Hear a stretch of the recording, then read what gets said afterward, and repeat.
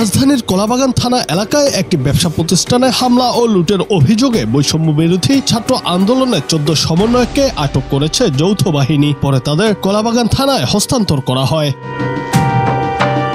কলাবাগান থানার ভারপ্রাপ্ত কর্মকর্তা মুক্তারুজ্জামান গণমাধ্যমকে বলেন, বৈষম্য বিরোধী ছাত্র আন্দোলনের কলাবাগান থানার আহ্বায়ক সালাউদ্দিন সালমান সহ বিভিন্ন পদের 14 জনকে আটক করা হয়েছে। তারা রাজধানীর রাসেলস স্কোয়ারে শেখ কবির নামের এক ব্যক্তির ব্যবসায়িক অফিসে হামলা, ভাঙচুর ও লুটপাট করে। এ সময় কিছু টাকা পয়সা ও 4টি কম্পিউটার নিয়ে যায় তারা।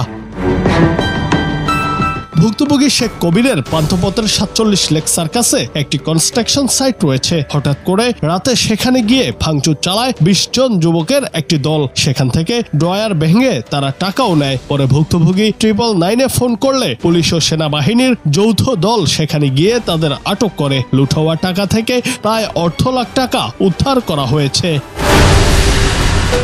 ভুক্তভোগীর দাবি, চাঁদা না দেওয়ায় অফিসে ভাঙচুর করে 3 লাখ টাকা নিয়ে নেয় তারা। এ ঘটনায় কলাবাগান থানায় 14 জন সহ অজ্ঞাত 5-6 জনের নামে মামলা হয়েছে। জুনায়েদ আহমেদ, বাংলা টিভি।